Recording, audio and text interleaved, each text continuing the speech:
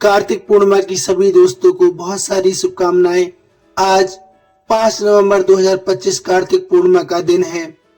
इस दिन भगवान विष्णु शिव की पूजा अर्चना की जाती है और भगवान शिव से जुड़ी इस कार्तिक पूर्णिमा की व्रत कथा हम आपको सुनाने वाले हैं। तो प्यारे दर्शकों, आपसे अनुरोध है कथा को संपूर्ण सुनें और भगवान शिव का आशीर्वाद प्राप्त करें।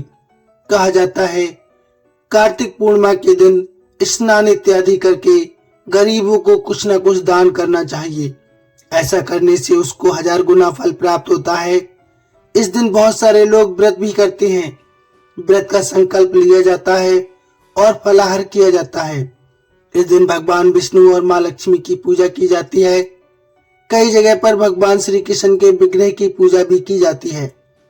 इस विशेष दिवस पर भगवान शिव की पूजा करने का भी विधान है, क्योंकि उन्होंने आज के दिन ही तारकासुर नामक राक्षस का वध किया था। इस दिन सूखे मेवे का प्रयोग करना बहुत अच्छा होता है। फलाहार में सिंघाड़ा इत्यादि लेना चाहिए। कई घरों में इस दिन आटे का मीठा चूर्ण भी बनाकर प्रसाद चढ़ाते हैं। चावल या मखाने की खीर का भी प्रसाद चढ़ाते हैं। कई घरों में बिना लहसुन प्याज का साधारण भोजन भी बनाकर खा लेते हैं। कार्तिक महीने में उड़द, मूंग, मसूर, चना, मटर, राई खाना भी वर्जित बताया गया है। कार्तिक मास के पवित्र महीने में मांसाहार का सेवन नहीं करना चाहिए। आज कार्तिक मास का अंतिम दिन अर्थात कार्तिक पूर्णिमा के दिन भगवान विष्णु और शिव जी की आराधना करने मात्र से ही भक्त का उद्धार हो जाता है। तो आइए श्रद्धा के साथ स्मरण कीजिए हमारे साथ कार्तिक पूर्णिमा की व्रत कथा। एक पौराणिक कथा के अनुसार तारकासुर नामक एक राक्षस था। उसके 3 पुत्र थे, तारक्ष, कमलाक्ष और विदुनमाली। तारकासुर बहुत ही बलवान था। उसने धरती व स्वर्ग पर अपना आतंक मचा रखा था, जिससे परेशान होकर देवताओं ने भगवान शिव से उसका अंत करने के लिए प्रार्थना की। उनकी बड़ी प्रार्थना सुनकर भगवान शिव ने तारकासुर का वध करने का निश्चय कर लिया और फिर भगवान शिव ने तारकासुर का वध कर दिया। इससे देवता बड़े प्रसन्न हुए। उसके 3 पुत्रों को जब ये समाचार मिला तो उन्हें बहुत दुख हुआ और उन्होंने इसका बदला लेने के लिए ब्रह्मा जी की घोर तपस्या की।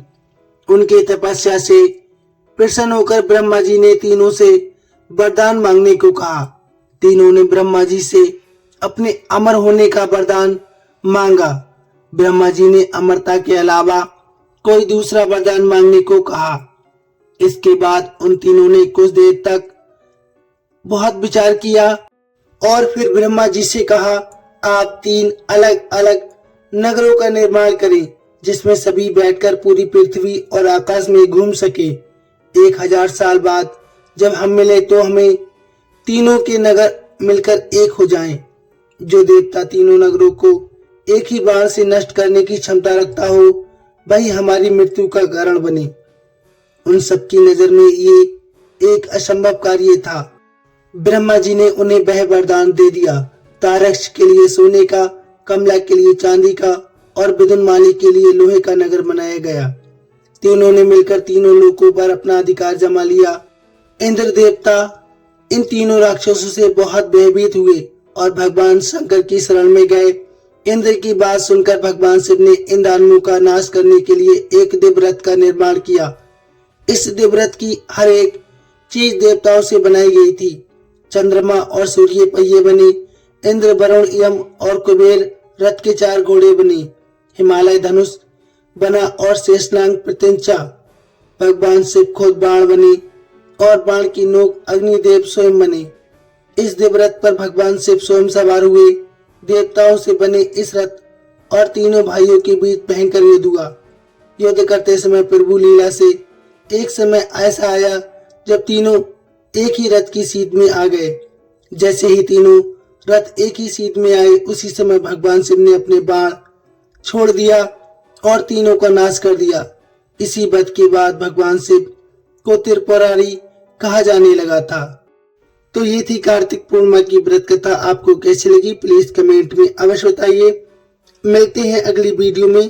प्रेम से बोलिए हर हर महादेव। धन्यवाद।